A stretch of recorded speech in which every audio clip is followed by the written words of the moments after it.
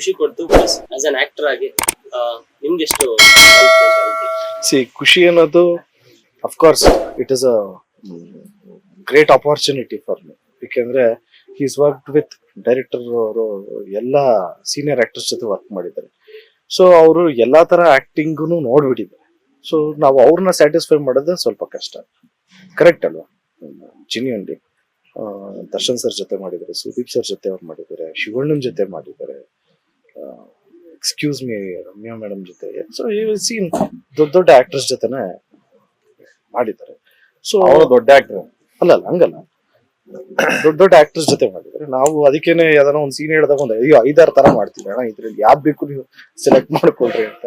ಯಾಕೆಂದ್ರೆ ಅವ್ರದ್ದು ಒಂಚೂರು ಅತೃಪ್ತ ಆತ್ಮ, ಇಲ್ಲ ಇನ್ನೂ ಒಂಚೂರು ಬೇಕು, ನನಗೆ ಇನ್ನೂ ಬೇರೆ ಬೇಕು ಅಂತ ಹೇಳ್ತಾರೆ. ಸೊ ಆತ್ಮನ ತೃಪ್ತಿ ಪಡಿಸೋದಕ್ಕೊಂದು ಪ್ರಯತ್ನ ನಡೆದಿದೆ. ಇಲ್ಲ bro, we have given our 100%. ತುಂಬಾ ಹೋಮ್ ವರ್ಕ್ ಮಾಡ್ಕೊಂಡು ಮಾಡಿರೋಂಥ ಸಿನಿಮಾ ಇದು. ಈ ಸಿನಿಮಾಲಿ ನೀವು ಯೂಶಲಿ ನಮ್ ಕಡೆಯಿಂದ ಏನ್ ಎಕ್ಸ್ಪೆಕ್ಟ್ ಮಾಡ್ತಿರೋ ಅದೆಲ್ಲ ಇರುತ್ತೆ. ಒಳ್ಳೆ ಡೈಲಾಗ್ಸ್ ಅಂತೂ ಡೆಫಿನೆಟ್ಲಿ ಇರುತ್ತೆ, ಅಂಡ್ ಮಾಸ್ ಡೈಲಾಗ್ಸ್ ನಿಮ್ಗೆ ಕೇಳಂಗೆ ಇಲ್ಲ, ಅದಿರುತ್ತೆ.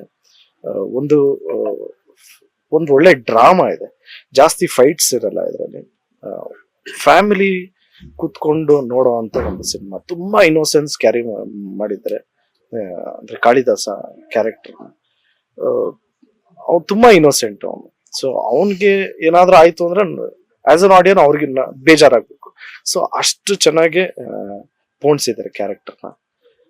ಮತ್ತೆ ಡೈರೆಕ್ಟರ್ ಬಗ್ಗೆ ಹೇಳಬೇಕು ಅಂದ್ರೆ ಎಷ್ಟು ಜನ ಸೀನಿಯರ್ ಆಕ್ಟರ್ಸ್ ಇದ್ದಾರೆ. ರವಿಚಂದ್ರನ್ ಸರ್ ಆಗಿರ್ಬೋದು, ರಮೇಶ್ ಅರವಿಂದ್ ಅವ್ರ ಆಗಿರ್ಬೋದು, ಸಂಜಯ್ ದತ್ ಸರ್, ಶಿಲ್ಪಾ ಶೆಟ್ಟಿ, ಎಲ್ರಿಗೂ ಸ್ಕ್ರೀನ್ ಸ್ಪೇಸ್ ಅನ್ನೋದಿರುತ್ತೆ. ಸೊ ಇಷ್ಟು ಜನ ಆಕ್ಟರ್ಸ್ ಇದ್ದಾಗ ಎಲ್ರಿಗೂ ಸ್ಕ್ರೀನ್ ಸ್ಪೇಸ್ ಹೆಂಗ್ ಕೊಡ್ತೀವಿ, ಮತ್ತೆ ಅವ್ರದ್ದು ಎಲಿವೇಶನ್ಸ್ ಏನಿರುತ್ತೆ.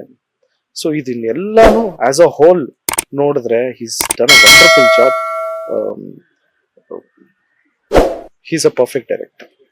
ಲೇಟೆಸ್ಟ್ ಹಾಗೂ ಇಂಟ್ರೆಸ್ಟಿಂಗ್ ಸುದ್ದಿಗಳಿಗಾಗಿ ಬಾಸ್ ಟಿವಿ ಕನ್ನಡ ಚಾನೆಲ್ನ ಸಬ್ಸ್ಕ್ರೈಬ್ ಮಾಡಿ, ಹಾಗೆಯೇ ಬೆಲ್ ಐಕಾನ್ ಪ್ರೆಸ್ ಮಾಡಿ. ಇದರ ಜೊತೆಗೆ ಫೇಸ್ಬುಕ್, ಇನ್ಸ್ಟಾಗ್ರಾಮ್, ಎಕ್ಸ್ ನಲ್ಲೂ ಮಿಸ್ ಮಾಡದೆ ಫಾಲೋ ಮಾಡಿ.